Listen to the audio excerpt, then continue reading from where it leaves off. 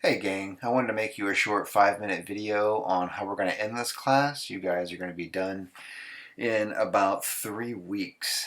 And so I just wanted to walk you through a few things before we have our Google Classroom Meet time, just to see if I could head off some obvious questions and then focus you for if you want to join in. You need to make sure that you have logged in or linked in or signed in to Google Classroom for our class, and I will upload all this on a post for that class so that you can have it permanently.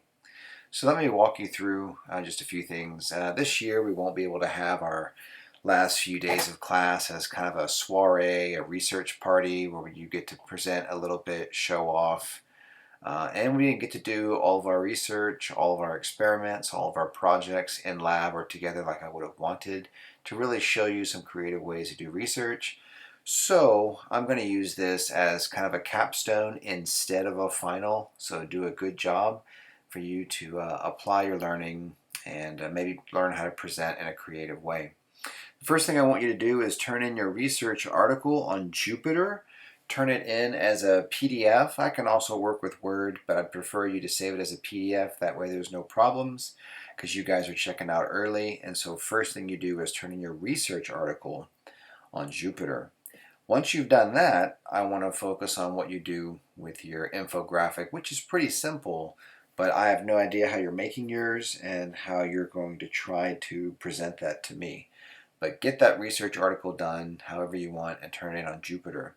You can email me anything you want in PDF format as a backup. You can share it with me from your personal Google account as a backup, and I'm going to make sure that you're able to turn it in on that assignment page on Google Classroom. But you may back up and double up and triple up any way you want to make sure I've got your info. I've got plenty of time really to deal with it, so I'm not too worried. And make sure you email me with any questions you have before or during the process, and I will gladly respond to you and take a look. So remember that you are supposed to be creating a short 3 to 5 page article max in which you present your idea. Again, I am aware of the limits of your research and what we didn't get to do.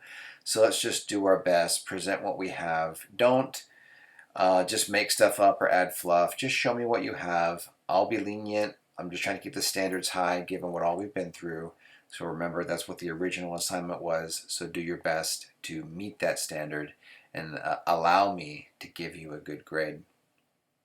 For the article, make sure you've got this tip in mind of why you started doing your research, what you were interested in, why you thought it was relevant to you, or why the question was maybe original.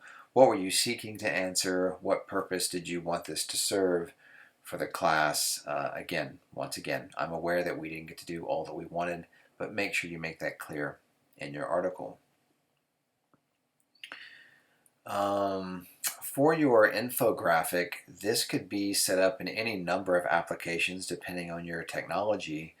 I really want it to fit on one page so that when I open it, I see like a digital version of a poster. If you've got multiple versions, maybe that's fine, but put it all in one file. That way I can just open one thing and see everything I need to see.